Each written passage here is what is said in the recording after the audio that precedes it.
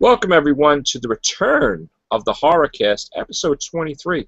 I am your host, Matrix Lord 212, and I'm Mike D. What's up, Mike D? Hello, sir. All right, so, we haven't done this since, I think, April, but we do got some big news coming, and now we have major Halloween 3D news. And also news on how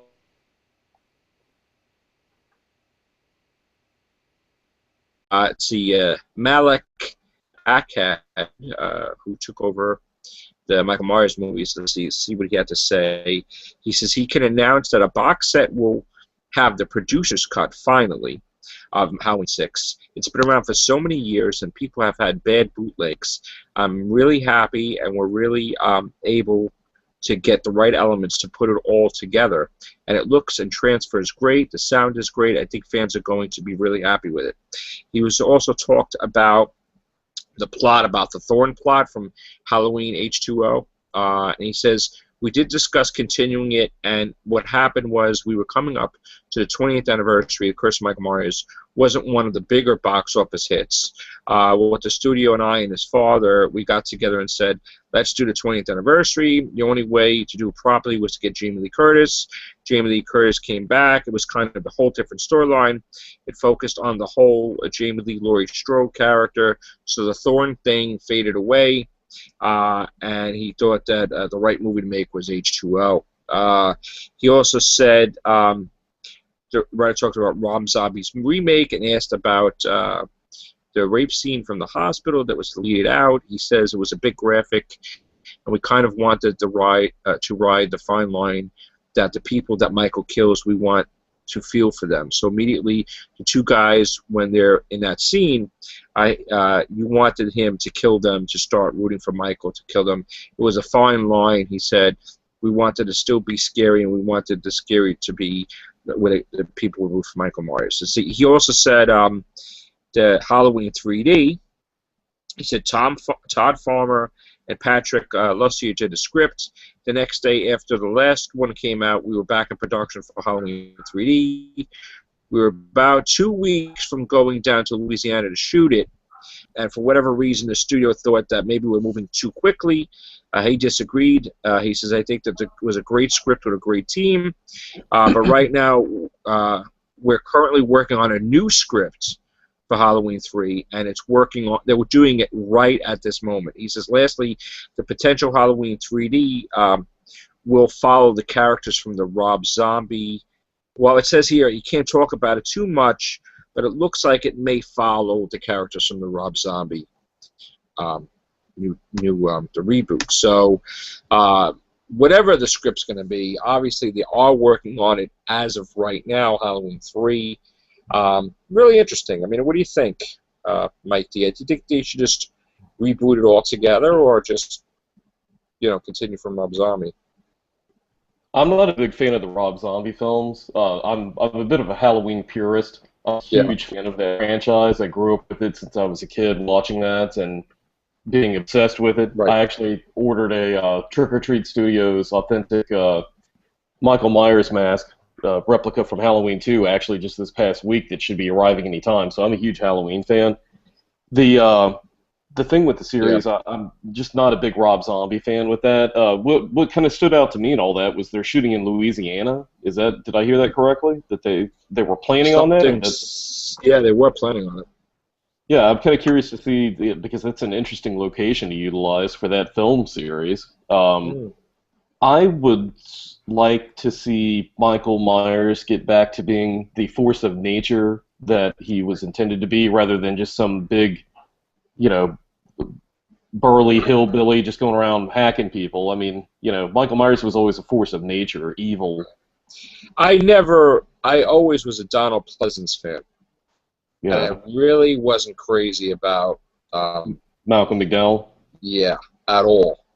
In the new Halloween franchise. It's hard, but I would say that I'm a classic Halloween fan. I mean, the Rob Zombie one, the first one was okay, but the second one was just awful. and weird Yeah, direction. it's like you really had to be like taking I some sort of drug to yeah, fully appreciate what I that didn't movie was going understand for. how they went in that direction from. Well, anyway, I would just scrap it all together and just. I mean, see, the thing is, I liked the first one and the second one. Okay, those are really awesome. You know, three. Why they did that? I have no idea. I'm a big What fan. I'm a big fan of three, and I will I do champion the like fact that the three. movie's great. It just is not a It Halloween is a film. great movie. It is a great movie, but it's not a Halloween movie, right? They should have And, called and, it Season of the Witch. right, that's what they should have relabeled it. But you know, then we had 4 and 5, which I liked. Okay, Return of Michael Myers, Revenge of Michael Myers. 6, The Curse. I really wasn't, you know, wasn't crazy about that one. Then we had H2O. I didn't like it that, you know, to bring Jamie Lee Curtis back, you erased 4, 5, and 6, and it's just because like they left it off where, you know, she got into a car accident with the husband and they died, and then that was her daughter or something like that, right? And you know that they left behind, and then to do H2O, and they kind of tried to rewrite the whole. That was the first example of like a kind of Retconning something. yeah, partly reboot, I guess, but not really. And then we had H2O. Then we had Halloween Resurrection, where they supposedly killed Jamie Lee Curtis in the beginning. Yeah. It was okay. Then but he wound up burning to death at the end. Somebody who was alive still. And then what do we have after that? Then it was, I guess, The Rob Rob Zombie's Zombie. one. Yeah. And I would just want Halloween movies to be connected to the old ones. You know, somehow you connect 1 and 2, 4, 5, and 6, but then with the H2O, I don't know. I didn't like it that they changed different things about it. Like, and they can't connect. That's the problem. You know what I'm saying? So, I would just somehow Well, I love to certainly, have Return. Yeah. I certainly wouldn't like to see them go down the road that they did with Jason, where they're launching him up in space and No, having him not like at do all. stuff like that. I Yeah. would somehow want to do a Halloween, bring it back with Jamie Lee Curtis, connect it to the originals, and somewhat maybe she finds out like, you know, oh my God, I did have a daughter, like something happened, she'll remember, I don't know, whatever. But I do want to tie it up. I don't know. I mean, I want to tie it in with the originals. I just want it to continue flow. Like, Well, yeah.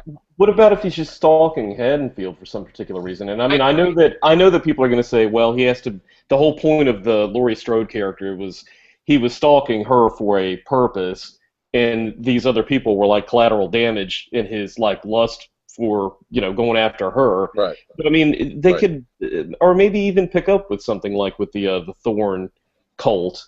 But maybe, well, I don't know. That might get too convoluted. But I mean, they're writers. They can come up with something that. I mean, I guess to me, certain Halloween movies like The Curse of Michael Myers, I kind of would like erase that from existence. With the whole, I mean, I don't know if I mean, that was just weird. But that movie is very good at capturing that '90s vibe for me growing up and remembering that time because it is very atmospheric.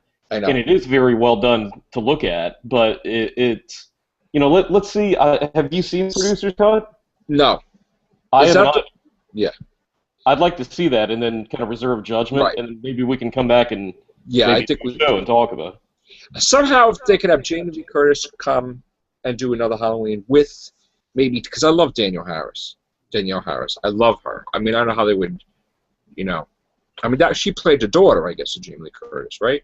In 4 and 5. Jamie, yeah. Right. Danielle Harris, the actress. Right, yeah. She played Jamie, the character. Right. Yeah. Which was basically the actress Jamie Lee Curtis, Laurie Strode's daughter. Yes. I would have them somehow both in it. I don't know how. But yeah, but Jamie's character though died. Wasn't she the one that died at the beginning of Halloween 6? Which is why you're wanting to kind of wipe that. I would do something because I'm just not. I don't understand that whole thing with him having to have a child with her, and that kind of got a little weird. But wait a minute, do they refer to her as Jamie, the character of Jamie in Halloween I 6? think so. Or can they write around that somehow to where maybe I'm that sure they wasn't really can. that wasn't I, Jamie, it was somebody that I'm like a surrogate sure. that they had? Yeah, I'm sure they can because it was a different actress. I'm sure they can do something Yeah. to make it. I mean, I don't know. I would. There's always a way to write it out and fix it. Yeah. I would fix it only because Danielle Harris she's a great actress and Jamie Lee Curtis too. Bring them both back and just have like a, I would do. I mean, everything's coming back now. We got The Omen coming back. We got, Rosemary's Baby. All these movies that we grew up with. I mean, Paramount Pictures has got Friday the 13th back for like maybe 5 or 6 movies. I've got a good idea actually, with the Halloween, the whole thing. Why not focus on a member of Loomis's family rather than the Strodes? Right. Maybe he had a kid or something that just followed down his father's path. He's like, Yeah, because Halloween 2, the whole plot device for having Laurie Strode being the sister of Michael Myers was forced because they weren't really intending to do a sequel. It was just going to be a standalone film, and then they're like, well, what would give this Michael Myers, impetus to be continuing his onslaught of murder? Right. Well, we'll just make him the brother of Laurie Strode. So I mean, why not do something like that with Loomis, where they could have, they can make up anything like Loomis is. Yeah, he was so obsessed with Michael Myers that he probably got a divorce and had a kid and never. Loomis was an older guy. He would have been old enough to have a son or daughter that was an adult, not a child. So he could have a granddaughter that's like a doctor, and just you could start a different twist with it. Yeah. Yeah, I mean, hey, look, Michael Myers is always looking for a reason to come back to Haddonfield and kill some people. So I just think that the franchise needs to be restored to its former glory, and I would be all for Jamie Lee Curtis coming back and just fixing it and having Danielle Harris also, like, just connect it to all of them, somehow. I see the two Rob Zombie films kind of existing in their own universe, kind of like I see the two Abrams Star Trek films. Just stay away. Move ahead. Just forget about this. See, because you know what it is too. Another rumor I heard, right? You know how they rebooted Nightmare on Elm Street, right? I'm trying to forget. Yeah. And then they were going to make a second one, but they went ahead with a Friday the 13th reboot instead, like whatever. And they said that they're never going to do it. I heard that someone asked Robert Englund to come back for another Nightmare on Elm Street. Now, that would be basically giving the finger to the new reboot. Like, it was a bad idea, and the hell with it. Let's just forget about it. So, I don't think anyone saw it anyways. So why? Yeah, I know. So why not just forget about the Halloween Rob Zombie thing? Just continue, because that's what basically, from what I'm hearing, Paramount Pictures, they may be direct sequels to, like, 8. You're right. You're right. I agree with the fact they need to move on from there, because the fact is, like, the two Rob Zombie films, they're like remakes pretty much of movies that were previously in the franchise, so they can be disregarded without. They could be definitely. I would definitely, and you know what? So what? He wouldn't care anyway. Just disregard it. Bring it back. Connect it to the other ones. Well, and he did Halloween 2, I believe, if I'm not mistaken. I've heard this. He did not want to do another Halloween, and he did that as part of a package deal for him to be able to do Lords of Salem. So. That's why he did a crappy one. So, you know what? Just erase it. It was a reboot anyway. It's another universe. So the hell with it. Well, and the thing is, like, my problem with what he did was he demystified Michael Myers, and it's like taking a villain like that's as iconic as like Darth Vader and just taking the mystery out of why that character is so villainous. But the thing with him is, with Michael Myers, that sort of killer is not the same as like Freddy Krueger. It is not the same as Leatherface. It's not the same as Jason. And he took Michael Myers and made him like Jason. Yeah, he made him like humanized, somehow, like, or whatever. Well, no, he made him like Jason, like insofar as like making him like just a big brutish sort of thug. Yeah, like a wrestler. And Michael Myers was like an average-sized guy. Yeah. At least his human, incarnate form of evil. He just was like just a force. It wasn't. He did look like a Jason, like a Kane Hodder type. Well, they started drifting that way, but I mean, if we think about like when Nick Castle and Dick Warlock played him in Halloween's 1 and 2. He was like a normal-sized guy, and he just was like just invested with this evil, and was just, he was going to kill you. and that's what he did. He wasn't like a thug like Jason or this hillbilly monster that we have, Rob Zombie, made him into being in his films. Right. In fact, you know what I would do, which would be a really crazy idea, but I would have a Halloween 3, but not what you think. It's basically the gap between the second Halloween back with Jamie Lee Curtis and the fourth one, where you could go and you could show, okay, they had a daughter, they left her behind, then something happened with Michael Myers, like an unknown story, so to speak. So if you're watching, it's kind of like a way of like shoehorning in like a true Halloween 3 with that. Like in other words, you could retitle it Season of the Witch like 3, and you could actually always have a Halloween 3. Season of the Witch, yeah, and they just, I just wish they would have called it Halloween Season of the Witch and not Halloween 3, because that would have made it so much easier. Yeah. Yes, and then also too, I would have. I mean, here's the thing: these movies, these horror movies today, right? They have a low budget, right?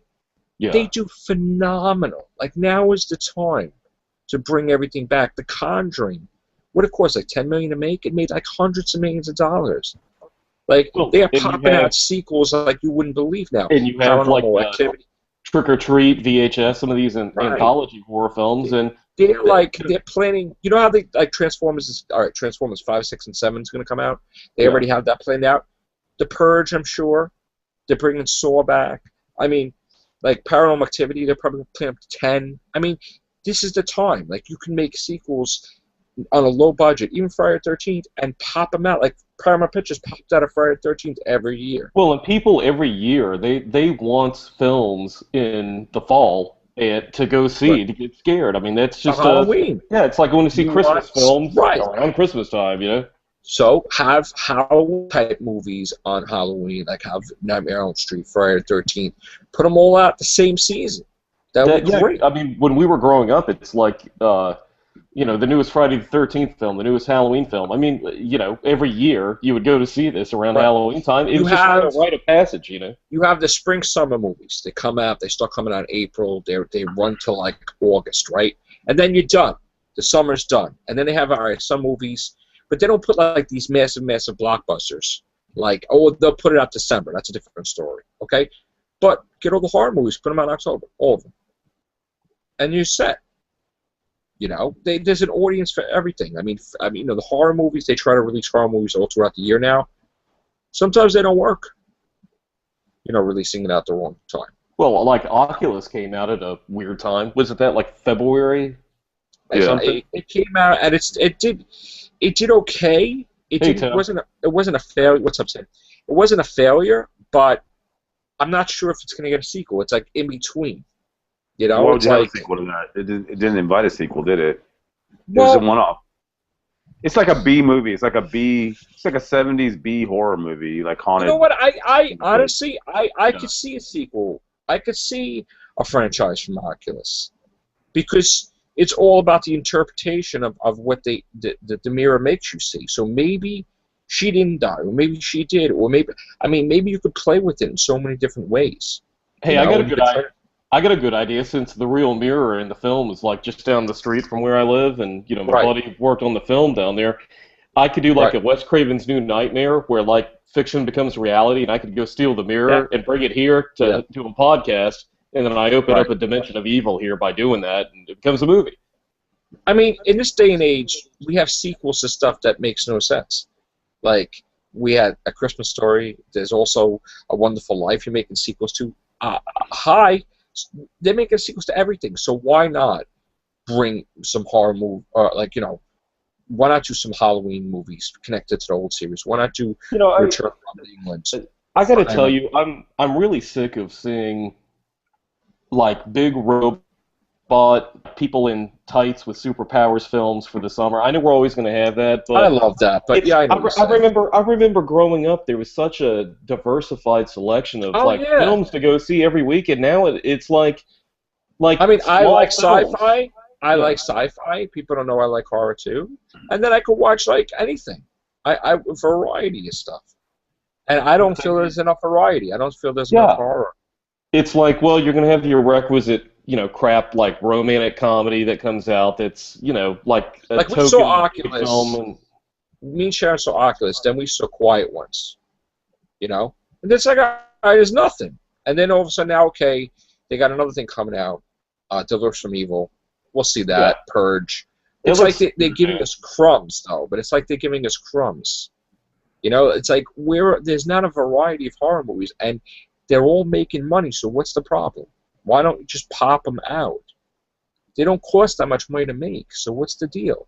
Well, you know, the other thing is a horror film's like the easiest film to make, as far as, you know, I'm saying that insofar as, like, the fact that you really don't need a large budget. You don't even need, like, the movies that we love. When we talk about, like, Texas Chainsaw Massacre and we're talking about Halloween, we have to remember these were the lowest of low budgets. John Carpenter, when he made that film, it was nothing when it came out. Right. Everything was in the atmosphere, it was in the cinematography, it was in the storytelling. So why can't, here's the thing, Paramount Pictures, through a weird, twisted, freaky deal with Christopher Nolan, that in order for him to get Interstellar, he gave Friday the 13th back to Paramount. I have no idea how to explain that one. Who cares? Let's not explain it. Maybe he's a Friday the 13th fan. I don't know. But Paramount Pictures has Jason back for like 4 or 5 years or 6. So why don't you take advantage of that and just pop them out while you have the license? If that made you money back in the day, and you can make it for a lower budget now, or whatever, why can't you like do like a Lord of the Rings type of thing, but just start filming them and nobody knows about it? Well, but the thing is, those are guaranteed moneymakers too. I mean, people we would go to see Jason. You could have Jason like tap dancing out on the street, and people go pay to see it. It's Halloween time, and it's Friday the 13th with Jason. Right. You could have a sequel to Jason Takes Manhattan, okay? And you could explain, all right, the guy was on drugs or whatever, and he didn't turn into a kid, or you could show him going all around. Or you could just start, I mean, there's so many things that they could do. There's so many movies that they could film. It probably takes, like, how long to film a Friday the 13th movie now? They were popping them out every year for like about 8 years. But they could do it, like they could have different people on it, and they can make, if you're going to lose the license in 5 years, why wouldn't you pop them out? Like, why are they being so ridiculous about it? Yeah, and I mean, the thing is, like, I mean, unlike Halloween... How about this? Get $110 million, right? Here's $110 million, right? And then split that $110 million to like $10 million a film. And just make them back to back to back to back. Yeah, because, I mean, it's probably not that long to film. Well, look what they did with Saw. I mean, like, after the first film, did you really need to see, like, the other 15 that they made? No, I bet they kept popping them out because every year... They don't even... If they were smart with marketing, they could make them all now, and if they're worried about the 5-year thing, they could release them every freaking 6 months, whatever. Well, shoot them all and release them. I mean, there's movies that have been shot 3 years ago that weren't released till 3 or 4 years after the fact that people were able to see. I mean, like the Matrix films, they were shot back to back, and you know, if they brought the Matrix back now, like, people would go crazy. If they brought Keanu Reeves back and explained that whole cluster thing or whatever, but I mean, before jumping over, you know, with the Matrix and sci-fi stuff, I was going to say that the thing with the franchise, with the only thing that I can think of right now that reminds me of, like, really when I was going to the movies when I was a kid was waiting for the newest Phantasm film to come out, which we probably won't get a chance to see in the theater, but those are the kind of films, like, it would be a franchise film. There was a while where, like, the newest Hellraiser movie would come out in the theater, the newest, you know, Phantasm film. Although Phantasm, Oblivion, and Lord of the Dead, I do not believe the third and fourth ones came out in the theater. Like, I don't think so. But I know the second one did. Yeah, second one did. But the thing is, like that should be. I mean, that could be released Halloween, the new Phantasm, if it's not. I don't know. Is it going direct to video? We don't even know, right? Direct TV. We don't know, right? I don't know. I mean, whatever it is, I'm going to see it. Oh, wait, what about another Return of the Living Dead? Like a really good Return of the Living Dead. Well, actually, George Romero is doing another in the series of his. I think Empire of the Dead or something. But yeah, Return of the Dead, they actually made some direct. They made Sci-Fi own some of them too, because I think they did 4. Return of the Living Dead 4 or 5? Well, There was a few. There was 2. There was 3 with the girl. That was The 3 was the girl, but they made after that though. Yeah, I didn't even bother. I didn't think even with see that. 4. Yeah. Right. So I think there was 2 of them. Yeah, there was a time when you told me there was a Just new like sci-fi. What?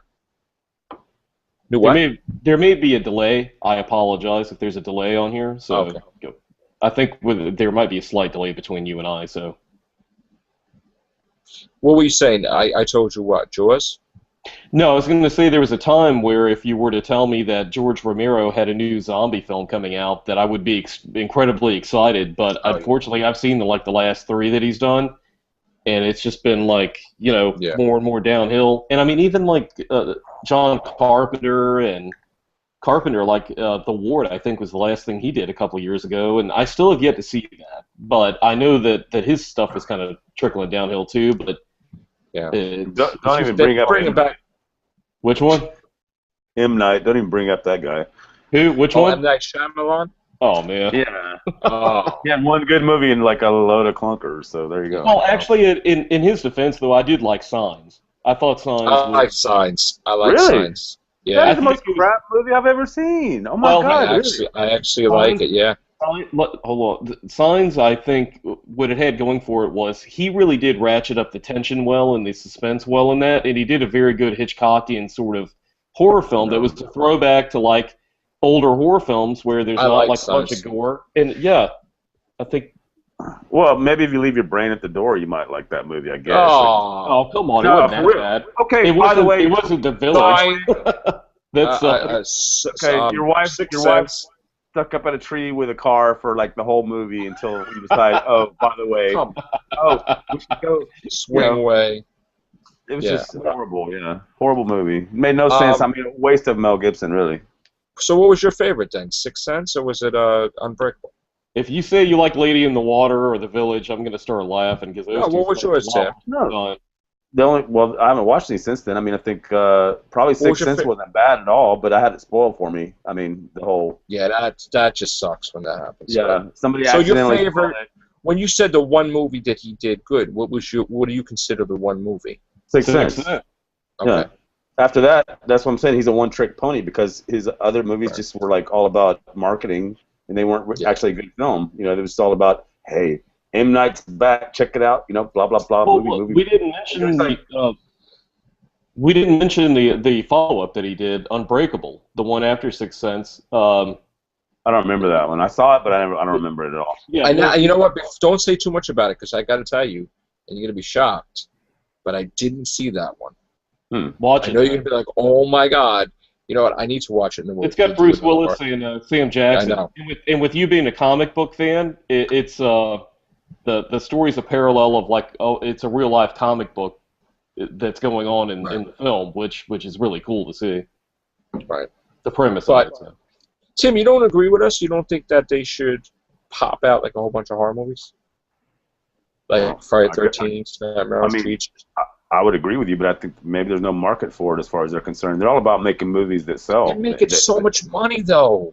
These horror movies are killing it. They're taking in so much money. Why? Now is the time that horror is popular again. Like, I would think this is a great opportunity. You know, you're ready for another M. Night Shyamalan or Shyamalan the Ding Dong, whatever his name is. Give him another opportunity. Why not? I mean, I'm dying to see Friday the 13th because that was like my favorite of all time horror movies, Friday the 13th. So, but I'm even all for Freddy vs. Jason also. Michael, I like that too. But remember the older arguments? It's like, could Michael Myers beat up Jason, and could Freddy Krueger take out Michael Myers, all that stuff? Yeah. I liked Jason and Michael Myers pretty much on the same level, probably inching out a little bit towards the Halloween franchise. With the Nightmare on Elm Street, I liked the first one, and I thought the third one was entertaining, but I liked a little bit less of a campy Freddy Krueger. That's why I liked the first film. I didn't like Freddy's Dead, and he had a daughter, and the whole crap. And I like Nightmare, but it's just the Freddy's Dead, which is, that was just crap. I don't know. But I mean, there was a run where we had like Fright Night, Reanimator, Creepshow, Return of the Living Dead. The first two. I'm surprised they didn't make more because I really like those. and then they just rebooted them. And by the way, Actually, we have to rebooted the third. specify these are the originals.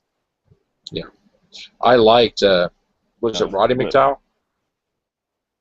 Yeah. Yes. Friday Night, the original two. Peter I love those. Vincent. I wish they would have been the Peter Vincent Vampire Killer. I definitely the originals better. And damn, Fright Night's a fun movie. The original, of course, not the reboot. Well, it was rebooted twice. The original film from back in I didn't see the new one actually. They actually with Colin Farrell. No, they rebooted after that. Yeah. Which I didn't even see. Even they rebooted it, or did it sequel? No, well, I think it was rebooted after. You know what? We're gonna have to watch that. We're gonna have to see for ourselves.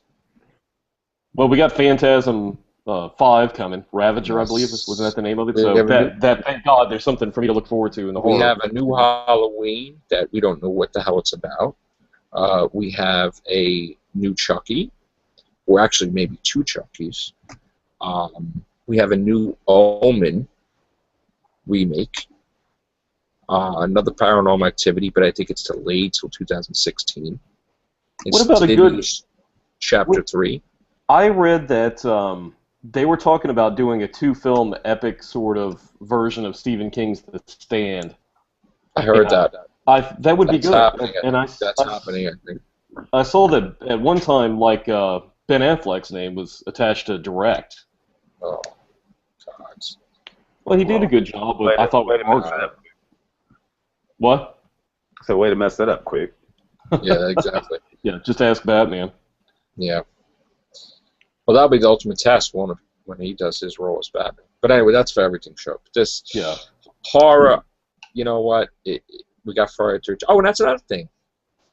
You have a Friday the 13th movie coming out, but you also have a Friday the 13th TV series with Jason killing people every week that's going to be coming on TV. So that and the rumor has it that they're going to have like Corey Feldman and people appear in the TV show and like connections to the old movies, which is going to be, I mean, I guess Paramount's a part of that too, so maybe they feel that that's how they'll make their, they'll capitalize on Friday the 13th. Is that going to be a bit of a one-trick pony, just having like Jason like stalking people down? I mean, to sustain that. It's a weird situation because it's going to be a new movie with a TV series at the same time. Same thing with Scream, where Scream is going to have a TV series, but then it's rumored that there's going to be another Scream while they're having the TV series on the air. So, but the only difference is that the Scream TV series won't be connected to the movies. Friday the 13th will have Jason Voorhees killing people every week and connected to the movies. So that is going to be interesting. And then we also have a Nightbreed TV series that's going to be starting too, and a rebooted Hellraiser. So thank God that rebooted Hellraiser, because the last one was god awful. So I haven't seen like the last 10 of those. Just like I don't know. I don't want to talk about how bad it is, but it's like Children of the Corn Part 7. There's what are they up to 12? I don't even know. I think they were up to 12. Believe it or not, I gotta research that actually. But yeah. Oh, we lost Tim. What happened? All right, so yeah, exactly. Hellraiser is just. It tried to be like there was a couple of movies where Pinhead didn't appear till like the last 2 minutes, and it was like sort of like a Freddy's Nightmares type of thing. Which like why? Like how could you have a Hellraiser movie without Pinhead and the Cenobites? It's like whatever. I mean, it just. I could talk to Doug Bradley. He's going to be at that convention down here in Florida. We can ask him if they got any plans for doing any more Hellraisers. Just bring Hellraiser back. Yeah. He should bring Hellraiser back because I don't know. I'd like another Body Snatchers film, actually. Yeah, we need that. That too. That and the Blob they were talking about bringing that back too. Yeah, I guess who was going to do that? Rob Zombie. His name was attached to it at some point. It's like. And there was also what else are they doing? Oh, the plant one, where everybody went blind. The Terror of the Triffids or something like Day that. of the Triffids. Day of the Triffids. Day of the Triffids, yeah. They did that. They brought that back on BBC a couple of years ago. Never got to see that version, but yeah, they definitely Invasion of the Body Snatchers. Yeah, absolutely. Yeah, I would like to see that. I just got the Abel Ferreira did like one in 1993 that was just called Body Snatchers that takes place like on a military base. Was that what's the name? Gabrielle Jennifer- Anwar, I believe, is the actress. It was like Jennifer Tilly or the other one. Yes. Meg Tilly. Yeah. The sister. Yeah. Yeah.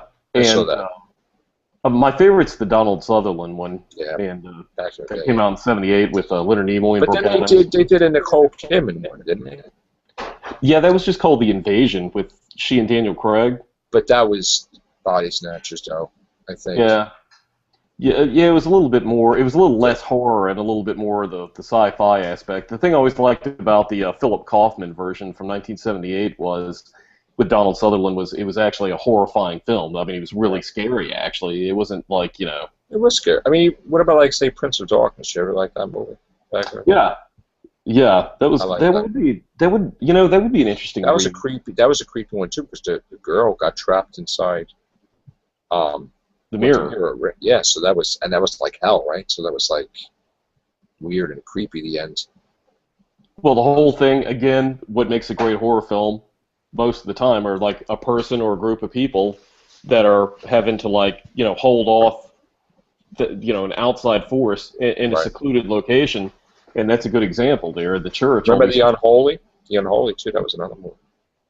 Yeah, that was about the priest or something. I Yeah. faintly remember that.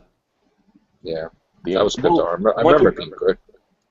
Weren't they going to remake Suspiria, the Dario Argento film at some point? With heard that. I don't know. We're gonna have more horror casts actually, because we haven't done them. Because the news has been very. But I think it's time. I think it's time we could pop out one every couple of weeks horror cast. And utilize our Facebook channel, our site. So, and thank you guys for continually monitoring the Horrorcast on Facebook. We will have more material for you to watch soon. So, but other than that, before we go, Kolchak the Night Stalker. The news about Kolchak the Night Stalker, the series.